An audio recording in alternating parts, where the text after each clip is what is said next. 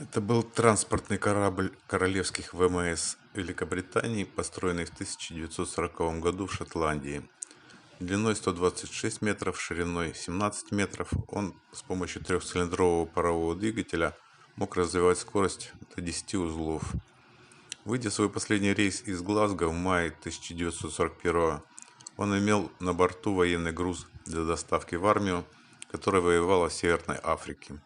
Трюмы были заполнены минами и снарядами, вооружением амуниции, мотоциклами, джипами и грузовиками. На палубах стояли даже два паровых локомотива с цистернами и вагонетками.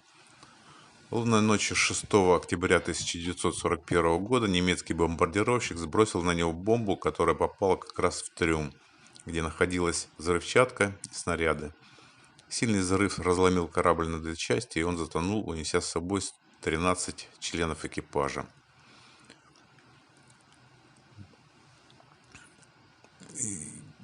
Известна история о том, как в 1955 году во время экспедиции на судне «Калипсо» знаменитый Жак-Ив Кусто обнаружил судно и совершил серию погружений на него и даже снял фильм об этом. При этом он дал неверные координаты места, благодаря чему еще почти 20 лет на него никто не погружался.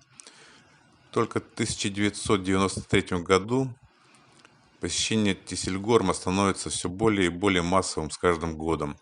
Столь долгое забвение позволило реликту сохраниться до сегодняшних дней, несмотря на колоссальное давление, оказываемое на него сейчас. Десятки яхт приходят сюда ежедневно, доставляя сотни дайверов. Естественно, подобное давление не может не сказаться благоприятно на состояние объекта. К тому же скапливающийся внутри помещений воздух, выдыхаемый дайверами, приводит к быстрой коррозии металла, а швартовые канаты, которые до последнего времени крепили за выступающие конструкции, ломают их и расшатывают корпус.